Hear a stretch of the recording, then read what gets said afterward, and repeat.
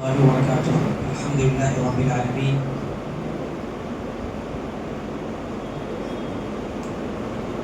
والصلاة والسلام على رسوله الأمين وعلى آله وصحبه أجمعين ومن تبعهم بإحسان إلى يوم الدين. أما بعد فأعوذ بالله من الشيطان الرجيم. بسم الله الرحمن الرحيم.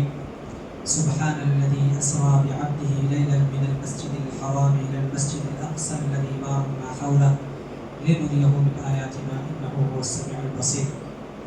رب اشرح لي صدري ويسر لي أمري واحلل عقدة من لساني يفقهوا قولي. سبحانك لا علم لنا إلا ما علمتنا إنك أنت العليم الحكيم. رب يسر ولا تعسر وتمم بالخير. اللهم رب زدني علما. معزز حاضرین، الرحیق المختوم کا یہ درس 54 نمبر کا درس ہے، جس میں ہم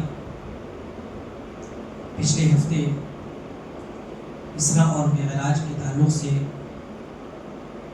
ہم نے کچھ سنا تھا، اور اسراء اور معراج کے درمیان فرق بتاتے ہوئے یہ بیان کیا گیا تھا کہ مکی دور میں بالکل اخیر کے ایام میں نبی کریم صلی اللہ علیہ وسلم کو اسراء اور معراج کرائی گئی۔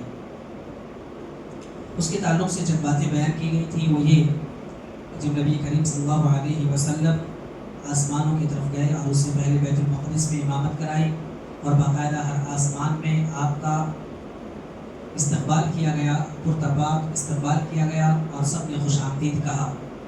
اس کے بعد نبی کریم صلی اللہ علیہ وسلم ایک کے بعد دیگر آسمان کو طے کرتے ہوئے، پار کرتے ہوئے 7ویں آسمان تک گئے۔ اس میں اس بات کی تفصیل بھی گزری کہ ہر آسمان میں کن کن انبیاء کرام سے ملاقات ہوئی تھی۔ اسی طرح سے یہ آخر میں بات ہوئی تھی کہ 7ویں آسمان سے اوپر جبریل علیہ السلام تو نہیں گئے، نبی کریم صلی اللہ علیہ وسلم تنہا گئے اور باقاعدہ اللہ رب العالمین سے آپ کی گفتگو ہوئی۔ نبی کریم صلی اللہ علیہ وسلم نے اللہ رب العالمین کو اپنی آنکھوں سے یا سر کی آنکھوں سے دیکھا یا نہیں، اس تعلق سے راجح بات یہ بتائی گئی تھی کہ نبی کریم صلی اللہ علیہ وسلم نے اللہ رب العالمین کا دیدار نہیں کیا تھا۔ دیدار کرنے والی جو بات ہے، دیکھنے کی جو بات ہے، وہ کسی صحابی سے منقول نہیں، کوئی صحیح حدیث بھی نہیں ہے، بلکہ کوئی صحیح حدیث بھی نہیں ہے اور کسی صحابی کا قول بھی نہیں ہے۔ اسی طرح سے وہاں پر جو واقعات ہوئے ان میں سے ایک چیز یہ تھی کہ آپ کو شراب اور دودھ دونوں پیش کیا گیا، اور نبی کریم صلی اللہ علیہ وسلم نے دودھ کو اختیار کیا، جس میں یہ بتایا گیا کہ آپ نے فطرت کی راہ کو اپنا لی ہے۔ اگر آپ اس کی بجائے شراب آپ اختیار کرتے تو آپ کی امت گمراہ ہو جاتی۔ اسی طرح سے نہروں کا دیدار کرایا گیا اور باقاعدہ جنت اور جہنم کے مناظر دکھائے گئے۔ ان میں سے جہنم کے داروغہ یعنی مالک نام جہنم کے داروغہ جو ہیں فرشتے، اس سے آپ صلی اللہ علیہ وسلم ان کو بھی آپ نے دیکھا، نہ وہ ہنستا تھا، نہ اس کے چہرے پر خوشی اور بشاشت تھی، مسکراہٹ تھی۔ آپ صلی اللہ علیہ وسلم نے جنت اور جہنم کے کئی ساری مناظر دیکھے۔ ان میں سے آپ صلی اللہ علیہ وسلم نے یہ بھی دیکھا، ان لوگوں کو دیکھا جو یتیموں کا مال ظلم کھا جاتے ہیں۔ ان کی حالت کیا تھی؟ نبی کریم صلی اللہ علیہ وسلم نے باقاعدہ اس کی تفصیل بیان کی کہ ایسے لوگوں کے ہونٹ اونٹ کے ہونٹوں کی طرح تھے، اور وہ اپنے منہ میں پتھر کے ٹکڑوں جیسے انگارے ٹھوس رہے تھے، داخل کر رہے تھے منہ کے اندر، اور جیسا اونٹ کا ہونٹ ہوتا ہے، اونٹ کے ہونٹ جیسے ہوتے ایسے نکلے ہوئے، اسی طرح سے ان کے ہونٹ تھے، اور وہ جہنم کے انگارے پتھر کی طرح وہ اندر داخل کر رہے تھے۔ اسی طرح سے وہ جو پتھر داخل کر رہے تھے، وہ غلاظت جہاں سے باہر نکلتی ہے وہیں سے وہ پتھر نکل رہے تھے، اور نبی کریم صلی اللہ علیہ وسلم نے اس کی تفصیل بیان کی۔ اسی طرح سے آپ صلی اللہ علیہ وسلم نے سود خوروں کا انجام بھی دیکھا، تو ان کے پیٹ اتنے بڑے بڑے تھے کہ وہ اپنی جگہ سے ادھر ادھر نہیں ہو سکتے تھے، پیٹ بڑے ہونے کی وجہ سے، کیونکہ وہ سود کھاتے تھے، اور سود یہ سب سے ظلم میں سب سے بڑا ظلم ہے، شرک کے بعد سمجھ لیں، یا لوگوں کے درمیان جو ظلم کرتے ہیں۔ بلکہ بعض علماء نے یہ تک کہا ہے کہ ڈاکو اور چور ان لوگوں سے بڑا یہ ظلم ہے سود کا. ڈاکو جو ڈکیتی کرتا ہے باقاعدہ ظلمن وہ زبردستی کسی کا مال لے لیتا ہے, وہ اس سے زیادہ بہتر ہے. یہ جو سود لیتا ہے وہ زیادہ اس سے بڑا مجرم ہے. کیوں؟ جو ڈکیتی کرتا ہے, جو ڈکیت ہوتا ہے وہ کیا کرتا ہے؟ امیروں کا مال لیتا ہے, جبکہ سود خور غریبوں کی غربت کا فائدہ اٹھاتا ہے, محتاجوں کی محتاجگی کا وہ فائدہ اٹھا کر کے اس کا استحصال کرتا ہے کہ میں اتنا دے رہا ہوں, اتنا دینا ہے. یہاں تک کہ زمین, جگہ, گھر, یہاں تک کہ عزتوں کی نیلامی بھی کی جاتی ہے اس کے اوپر. اور یہ ہمارے معاشرے کا سب سے بڑا ناسور بنا ہوا ہے. بہت بڑی ہلاکت ہے, بہت بڑی بربادی ہے. اور اس میں خواتین بھی برابر کی شریک ہیں, بلکہ آج کے دور میں لوگ خواتین کو زیادہ ٹارگٹ کر رہے ہیں. اگر مرد زیادہ غیرت مند ہے, باغیرت ہے اور مرد سود کے قریب نہیں جاتا ہے, تو عورتوں کو باقاعدہ دنیا کی زیب و زینت دکھلا کر کے, ضرب برق دنیا دکھا کر کے, اور باقاعدہ بالکل کہہ لیجئے کہ بڑے بڑے خواب دکھا کر کے ایسا کرو, اتنے سال میں یہ تم آرام سے چکتا کر دو گے, لون بالکل باقی نہیں رہے گا, اور اس کے بعد لگژری لائف تمہاری ہو جائے گی. اس طرح سے باقاعدہ خواب دکھا کر کے یہ سارے لوگ سود میں ملوث کر رہے ہیں. تو نبی کریم صلی اللہ علیہ وسلم نے دیکھا کہ ایسے لوگوں کا یہ انجام ہو رہا ہے. ساتھ ہی ساتھ آل فرعون کو بھی دکھایا گیا کہ آگ کے اوپر وہ پیش کیے جاتے ہیں, آگ کے پاس وہ پیش کیے جاتے ہیں. اسی طرح سے یہ دیکھا نبی کریم صلی اللہ علیہ وسلم نے زناکاروں کو بھی دیکھا. زناکاروں کا حال یہ تھا کہ ان کے سامنے ایک طرف تازہ گوشت اور بہترین گوشت رکھے ہوئے ہیں, اور دوسری طرف سڑا ہوا گوشت, دوسری طرف سڑے ہوئے گوشت ہیں, اور باقاعدہ چھیترا جس کو کہتے ہیں, جو کوئی کھانا بھی پسند نہیں کرتا, ایسے گوشت رکھے ہوئے ہیں. تو یہ لوگ تازہ اور اچھے گوشت کو چھوڑ کر دیکھنے کے باوجود دوسرے گوشت کو وہ انتخاب کرتے ہیں اور اختیار کر کے وہ گوشت کھاتے ہیں. تو گویا کہ زنا کرنے والا بھی اللہ رب العالمین نے باقاعدہ ان کے لیے ایک اچھی راہ, جائز راہ رکھی ہے, یعنی شادی اور نکاح, اس کو چھوڑ کر کے لوگ حرام کاری میں مبتلا ہوتے ہیں. گویا کہ نبی کریم صلی اللہ علیہ وسلم کو یہ منظر دکھایا گیا. اسی طرح سے آپ صلی اللہ علیہ وسلم نے ایسی عورتوں کو بھی دیکھا جو اپنے شوہروں پر دوسروں کی اولاد داخل کر دیتی ہیں, یعنی زنا کے ذریعے سے حاملہ ہوتی ہیں, اور باقاعدہ ان کے ناعلمی کی وجہ سے, شوہروں کی ناعلمی کی وجہ سے معلوم نہیں ہوتا کن کے بچے ہیں, وہ شوہروں کے نام پر باقاعدہ دنیا میں وہ لے آتی ہیں. ایسی عورتوں کو بھی نبی کریم صلی اللہ علیہ وسلم نے دیکھا. ایسی عورتوں کا حال یہ تھا کہ ان کے سینوں میں بڑے بڑے ٹیڑھے کانٹے چبھا کر کے انہیں آسمان و زمین کے درمیان سے لٹکا دیا گیا ہے. یہ زناکار عورتوں کا انجام نبی کریم صلی اللہ علیہ وسلم نے دیکھا. آج یہ بھی ہمارے معاشرے میں بہت چلا ہے. البتہ زنا کی اولاد تو کم ہوتی ہے, ابورشن کے ذریعے سے وہ ختم کر دیا جا رہا ہے, لیکن زنا کی جہاں تک بات ہے باقاعدہ ہمارے معاشرے میں یہ بھی ایک ناسور ہے. اور خصوصاً وہ لوگ جو اپنے گھروں میں نہیں رہتے, یا تو باہر رہتے ہیں, یا پھر اپنے گھروں میں تو رہتے ہیں, قریب رہتے ہیں, یا وطن میں رہتے ہیں, لیکن فیملی کو وقت نہیں دیتے, یا فیملی کے ساتھ اچھا ان کا سلوک نہیں ہوتا, جس کی وجہ سے وہ اپنی خواہشات دوسروں کے ذریعے سے پوری کر دیں. یہاں پر مردوں کے لیے بھی سبق ہے کہ اپنی فیملی کو ضرور وقت, بال بچوں کو ضرور وقت دیں, ورنہ وہ خواہشات پوری کرنے کے لیے دوسرے مردوں کی طرف ان کی نگاہیں ضرور جائیں گی.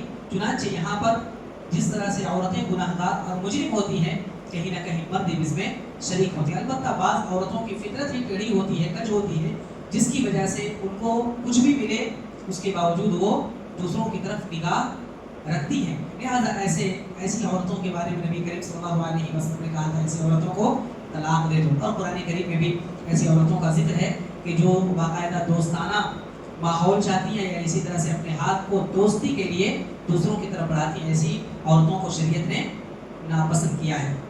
ان کا حال نبی کریم صلی اللہ علیہ وسلم نے بتایا. اسی طرح سے نبی کریم صلی اللہ اور بھی کئی مناظر دکھائے گئے, لیکن مؤلف رحمہ اللہ نے انہی کا ذکر کیا ہے. اسی طرح سے نبی کریم صلی اللہ علیہ وسلم کو جو اجرا کرایا گیا تھا, یعنی بیت اللہ الحرام سے لے کر بیت المقدس کی طرف جب آپ کو لے جایا جا رہا تھا, زمینی راستے سے لے جایا گیا, تو اس سفر میں آپ صلی اللہ علیہ وسلم نے اہل مکہ کے ان قافلوں کو بھی دیکھا جو بیت المقدس کی طرف جا رہے تھے. آتے جاتے لوگوں کو دیکھا, اور باقاعدہ ان کے قافلوں کو دیکھا, یہاں تک کہ ان کا ایک اونٹ جو بڑھ کر بھاگ گیا تھا اس کی بھی نبی کریم صلی اللہ علیہ وسلم نے نشاندہی کی تھی. اسی طرح سے اس قافلے کے درمیان رہ کر کے آپ صلی اللہ علیہ وسلم نے ان کا پانی بھی پیا تھا, اور اس کے بعد باقاعدہ آپ صلی اللہ علیہ وسلم نے سفر کو جاری رکھا تھا. اسی طرح سے یہ جو سفر کے دوران جو آپ کے ساتھ واقعہ گزرا, یہ قافلہ والا, قافلے کو دیکھا آتے ہوئے جاتے ہوئے, کہاں ہے وہ قافلہ وہ دیکھا, یہ بعد میں چل کر کے نبی کریم صلی اللہ علیہ وسلم کی اس بات کی تصدیق بھی اس سے ہوئی تھی. وہ کیسے انشاءاللہ آگے کچھ دیر کے بعد بیان کیا جائے گا. علامہ ابن قیم رحمہ اللہ فرماتے ہیں کہ یہ سفر ہو گیا اور باقاعدہ نبی کریم صلی اللہ علیہ وسلم کو بیت المقدس میں انبیاء کی امامت بھی کرائی آپ نے, اور آسمانوں کی سیر بھی کرائی, جنت و جہنم کے مناظر بھی دکھائے گئے, پھر آپ کو لوٹا کر کے وہیں لایا گیا.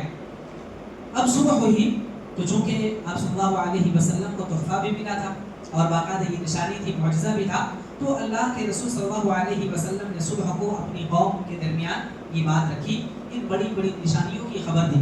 اور ہونا یہی تھا کہ قوم تو ماننے والی تھی نہیں, یہ نہیں مانتی تھی کہ فرشتہ آتا ہے, یہ نہیں مانتی تھی کہ اللہ کا رسول. اب اتنی بڑی بات جو یقیناً انسانی عقل سے پرے ہے, انسانی عقل اس کو قبول نہیں کر سکتی, لہٰذا ان لوگوں نے باقاعدہ مذاق اڑانا شروع کر دیا.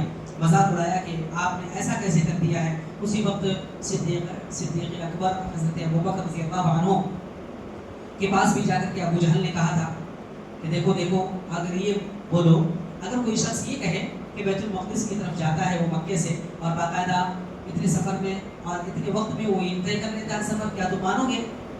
ایسا ہو سکتا ہے؟ کہا کہنے والا کون ہے؟ کہا یہ مانو گے یا نہیں بتاؤ. تو حضرت ابوبکر رضی اللہ عنہ نے کہا تھا کہنے والا کون ہے بتاؤ. تو کہا تمہارا وہی ساتھی جو ایک سے ایک روزانہ بات کرتا رہتا ہے. تو کہا اگر محمد صلی اللہ علیہ وسلم نے کہا ہے تو ہم ماننے کے لیے تیار ہیں. اسی وقت صدیق اکبر, بعض علماء نے کہا اسی وقت صدیق اکبر نام رکھا گیا تھا, یعنی سب سے بڑی تصدیق کرنے والا شخص. تو نبی کریم صلی اللہ علیہ وسلم نے اس کے باوجود نبی کریم صلی اللہ علیہ وسلم کو لوگوں نے مانا نہیں, آپ کی تصدیق نہیں کی. یہاں تک کہ لوگوں نے آپ کو عاجز کرنے کے لیے یہ بھی کہا کہ اچھا بیت المقدس کی طرف آپ نے سفر کیا ہے تو سفر کے دوران آپ نے بہت کچھ دیکھا ہوگا, سفر کے حالات بتائیے, اور بیت المقدس میں آپ نے امامت بھی کرائی ہے تمام انبیاء کو, تو یہ بتائیے وہاں پر کھڑکی کتنی تھی, دروازے کتنے تھے, اس کا اسٹرکچر, کیونکہ وہاں کے لوگ بھی بہت سارے لوگ گئے ہوئے تھے, یہ بتائیے اس کی کیفیت کیا تھی, وہاں پر کیسا, مثال کے طور پر آج کے دور میں دیکھا جائے تو کتنے پنکھے تھے, کتنی لائٹیں لگی ہوئی تھی, کھڑکی کس طرف کھلتی تھی, دروازے کتنے تھے, یہ پوچھنے لگے ہوئے, یعنی مناظر پوچھنے لگے کیسے. اب کوئی شخص باقاعدہ ہم لوگوں کو بھی یاد نہیں رہتا کتنے پنکھے ہیں, کتنی کھڑکیاں ہیں, برابر 5 وقت کی نماز ہوتی ہے, اس کے باوجود نبی کریم صلی اللہ علیہ وسلم چند وقت کے لیے اور ایک بڑے مقصد کے لیے گئے تھے, تو کہاں سے یہ چیز یاد رہتی. لیکن عاجز کرنے کے لیے اس کے باوجود نبی کریم صلی اللہ علیہ وسلم کو اللہ تبارک و تعالیٰ نے گویا کہ ایک فلم چل رہی اسکرین پہ دکھا دی, ساری چیزیں آپ صلی اللہ علیہ وسلم دیکھ کر کے بتاتے جاتے تھے, یہاں پر یہ ہے, یہاں پر یہ چیز ہے, یہاں پر یہ ہے, اس کا منظر یہ ہے, اس کا کلر ایسا ہے, ساری چیزیں آپ نے وہی بتلائی جو وہاں پر تھی. یہاں تک کہ لوگوں نے تصدیق بھی کی, ہاں یہ تو صحیح بتا رہے. یہاں تک کہ آپ صلی اللہ علیہ وسلم نے بھی کہا کہ میں جا رہا تھا یا آ رہا تھا تو فلاں قافلے سے ملاقات ہوئی, اور وہ اتنے دنوں پہلے یہاں سے گزرا تھا, اور اتنے دنوں میں وہ واپس آ جائے گا, کیونکہ ان کو ساری چیزیں معلوم ہوتی تھی نا کہ یہاں یہ سفر جو ہے کتنے دنوں کا سفر ہے. جیسے آج ہم بتا دیں 4 گھنٹے میں فلاں جگہ پہنچ جائیں گے, اگر ٹرین سے گئے تو, فلائٹ سے گئے تو 2 گھنٹے میں پہنچ جاتے ہیں, 1 گھنٹے کا سفر ہے, یا بائک سے گئے تو ایسا ہوتا, یا پیدل گئے تو اسی طرح سے وہ لوگ باقاعدہ اونٹ اور گھوڑوں کی سواری کرتے تھے, تو معلوم ہوتا تھا اتنے دنوں میں وہاں پہنچ جائیں گے. تو نبی کریم صلی اللہ علیہ وسلم نے بتایا, اور باقاعدہ ان کی بات بھی سچ ثابت ہوئی, اتنے دنوں میں وہ قافلہ لوٹ آیا. اس کے باوجود جہاں پر تصدیق کرنی تھی نبی کریم صلی اللہ علیہ وسلم کی بات ماننی تھی, لوگوں نے انکار کر دیا, بلکہ نفرت میں اور زیادہ اضافہ ہو گیا. اب معراج جو کرائی گئی تھی یہ تو بات معلوم ہو گئی, اس سے مسلمانوں کو تو فائدہ ہوا, لیکن دوسرے جو لوگ تھے ان کے اندر ایمان جاگنا چاہیے, ایمان وہ اور جذباتی طور پر وہ قبول کر لینا چاہیے. اتنے بڑے اور سچے رسول ہیں کہ انہوں نے باقاعدہ یہ چیزیں کی ہیں, اور معجزہ کے طور پر یہ ساری چیزیں اللہ رب العالمین نے آپ کے ساتھ کرائی, اس کے باوجود ان لوگوں نے مانا نہیں. اب وہ معراج کیوں کرائی گئی تھی, اس سلسلے میں کئی باتیں ہیں, لیکن قرآن کریم میں اللہ سبحانہ وتعالیٰ نے جو فرسٹ آیت بنی اسرائیل کی, اسی میں اللہ رب العالمین نے فرمایا لِنُرِيَهُ مِنْ آیاتنا, تاکہ میں اپنی بڑی بڑی نشانیاں دکھائیں. اور یہ نشانیاں جو جنت اور جہنم کے مناظر ہیں وہ بھی دکھائے گئے جو آپ کے سامنے بھی بیان کیا گیا تھا. اسی طرح سے آسمانوں کی سیر اور آسمانوں میں کون نبی ہیں کون رسول ہیں کس آسمان میں یہ بھی. اسی طرح سے اللہ رب العالمین کی قدرت اللہ رب العالمین کی عظمت اللہ رب العالمین کی طاقت کا اندازہ بھی اس سے ہوتا ہے. اسی طرح سے جبرائیل علیہ السلام کا پاور یہ بھی بیان کیا گیا. یہ ساری چیزیں اور یہ انبیاء کرام کو یہ چیزیں دکھائی جاتی تھی اور انبیاء کرام کے مقاصد بھی ہوتے تھے. چنانچہ اللہ رب العالمین ابراہیم علیہ السلام کے بارے میں کہا وَكَذَلِكَ نُرِي إِبْرَاهِيمَ مَلَكُوتَ السَّمَاوَاتِ وَالْأَرْضِ وَلِيَكُونَ مِنَ الْمُوقِنِينَ. اور اسی طرح ہم نے ابراہیم کا آسمان و زمین کا نظام سلطنت دکھایا کیسے ہم چلاتے ہیں کیا کرتے ہیں. اور زندہ اور مردہ جو قرآن میں ذکر ہے اللہ رب العالمین وہ سب ساری چیزیں بھی دکھلائیں. کیوں؟ تاکہ وہ یقین کرنے والوں میں سو جائے. نبی کا یقین رسول کا یقین سب سے زیادہ ہوتا ہے لیکن چونکہ ان کا مقصد بھی بڑا ہوتا ہے اور باقاعدہ ان کو دعوت و تبلیغ کا ایک بڑا کام کرنا ہوتا ہے لہٰذا ان کا دل زیادہ اطمینان سے بھرا ہوا ہونا چاہیے. اس لیے اللہ رب العالمین انبیاء کرام کے ساتھ کراتا ہے. اسی طرح سے اللہ رب العالمین موسیٰ علیہ السلام کے بارے میں فرمایا لِنُرِيَكَ مِنْ آيَاتِنَا الْكُبْرَى. ہم آپ کو بڑی نشانیاں دکھانا چاہتے ہیں. تو بڑی نشانیوں میں سے کوہ طور وغیرہ ہے یہ ساری چیزیں. اسی طرح سے پہاڑ کا چکنا چور ہو جانا. اسی طرح سے بے ہوش ہو جانا 40 آدمیوں کا یا 70 آدمیوں کا بے ہوش ہو جانا بعد میں پھر مر جانا بلکہ ان کا مر جانا اور بعد میں اسی وقت زندہ کرانا. یہ ساری چیزیں اللہ رب العالمین نے دکھلائی ہیں. تو مقصود یہ تھا کہ ایک تو تسلی دینا جیسا کہ پہلے بھی بیان کیا گیا. اس وقت حضرت ابو طالب کا انتقال ہو گیا تھا. اسی طرح سے حضرت خدیجہ رضی اللہ عنہا کا بھی انتقال ہو گیا تھا. تو چونکہ آپ ایک طرح سے اکیلا پر محسوس کر رہے تھے تو یہ بتانا تھا کہ آپ اکیلے نہیں ہیں. دوسری چیز اللہ رب العالمین سے گفتگو یہ بڑے شرف کی بات ہے. لہٰذا یہ بھی اللہ رب العالمین نے چاہا کہ آپ کو یہ بتایا جائے کہ ہاں آپ ایسے نہیں ہیں اور لوگوں کی طرح بلکہ آپ کا مقام و مرتبہ الگ ہی ہے. یہ مقصد تھا. اور یہ بھی کہ میں جو نبی بنایا گیا ہوں اس سے اللہ رب العالمین نے جو وعدہ کیا ہو یقین تو تھا یقین اور بڑھ جائے یقین میں اور اضافہ ہو جائے. اس لیے اللہ رب العالمین نے یہ ساری چیزیں آپ کے ساتھ کرائی تھی. اس کے بعد اگر اس واقعے کی حکمت دیکھیں جو حکمتیں تو بہت ساری ہیں جو ابھی بیان کی گئی. ان میں سے بعض مؤلف نے بعض کو ذکر کیا ہے بعض مؤلف نے بعض کو ذکر کیا ہے. اس لیے ہم خطبات الدروس میں کچھ حکمتوں کو ہم سنتے ہیں یا پڑھتے ہیں اور کچھ حکمتیں کچھ مؤلفین نہیں ذکر کرتے ہیں. تو ایسا نہیں ہے کہ حکمتیں باقاعدہ تمام کی تمام ذکر کر دی جائیں یا کوئی جیسا اس سے پہلے بھی میں نے بتایا تھا کوئی لاجک ہو تبھی جا کر ہم اس کو مانیں گے ورنہ نہیں مانیں گے. ایسا شریعت میں کوئی کانسیپٹ نہیں ہے کوئی تصور نہیں ہے. قرآن نے بیان کر دیا حدیث صحیح حدیث میں یہ چیز آ گئی ہے اللہ کے نبی صلی اللہ علیہ وسلم کی زبان مبارک سے یہ چیز نکل گئی ہے تو ہمیں ماننا چاہیے. اسی طرح سے یہ بھی بیان کیا گیا ہے کہ محدثین نے اور اسی طرح سے مفسرین نے کہ اللہ رب العالمین نے جو بنی اسرائیل کی آیتیں جو نازل کی ہیں ان میں اس چیز کا اندازہ ہوتا ہے کہ اللہ کے نبی صلی اللہ علیہ وسلم کو کہیں نہ کہیں یہاں پر اصل میں یہودیوں کا ذکر بھی بنی اسرائیل کا بھی ذکر ہے جبکہ یہودیوں کا ذکر کب ہوا مدینے جانے کے بعد. اس کے باوجود اس سورہ میں ذکر آنے کا مطلب یہ ہے کہ کہیں نہ کہیں نبی کریم صلی اللہ علیہ وسلم کو اس واقعے کے ذریعے سے یہ بھی اشارہ دیا جا رہا تھا کہ اب آپ یہاں زیادہ دنوں تک رہنے والے نہیں ہیں. آپ باقاعدہ ہجرت کر کے ایسے مکان اور ایسے مقام اور ایسی جگہ پر جانے والے ہیں جہاں آپ کو یہودیوں سے سابقہ پڑے گا اور باقاعدہ ان کے ساتھ آپ کی ڈیل کیسے ہوگی ان کے ساتھ آپ کا رویہ کیسا ہونا چاہیے یہ بھی اس کی طرف اشارہ ہے. باقاعدہ اس کے اصول اور قوانین بھی کچھ بتائے گئے ہیں. لہٰذا سیرت کے اگر ہم دیکھیں سیرت کے بہت سارے عناوین ہیں یا بہت سارے مضامین ہیں. ان میں سے ایک اسراء اور معراج بھی ہے جو ہمارے لیے بہت سبب اس میں بہت اسباب رکھتے ہیں. لہذا ہجرت سے پہلے جو یہ واقعہ پیش آیا اس میں بھی ہمیں غور و فکر کرنا چاہیے. ساتھ ہی ساتھ جو مناظر اللہ کے نبی صلی اللہ علیہ وسلم کو جنت اور جہنم کے دکھائے گئے ہیں ان مناظر کی طرف بھی ہمارا دھیان ہونا چاہیے. اور وہ جو گناہ کی وجہ سے جو جہنم میں گئے ہیں ان گناہوں سے ہمیں مکمل طور پر اجتناب کرنے کی کوشش بھی کرنی چاہیے. اور اسی طرح سے جنت اور جنت کی نعمتوں اور جو اللہ کے نبی صلی اللہ علیہ وسلم نے جو نعمتیں دیکھی اور بتلائی ہیں ان نعمتوں کو پانے کے لیے جو بھی اللہ اور اس کے رسول نے ہمیں جو راستے بتائے ہیں ان راستوں کی اتباع کرنے کی ہمیں کوشش کرنی چاہیے. اللہ رب العالمین ہمیں اس کی توفیق عطا فرمائے. آمین یا رب العالمین. سبحانک اللہم و بحمدک اشہد ان لا الہ الا انت استغفرک و اتوب الیک. وصلی اللہ علی النبی الکریم. السلام علیکم ورحمۃ اللہ.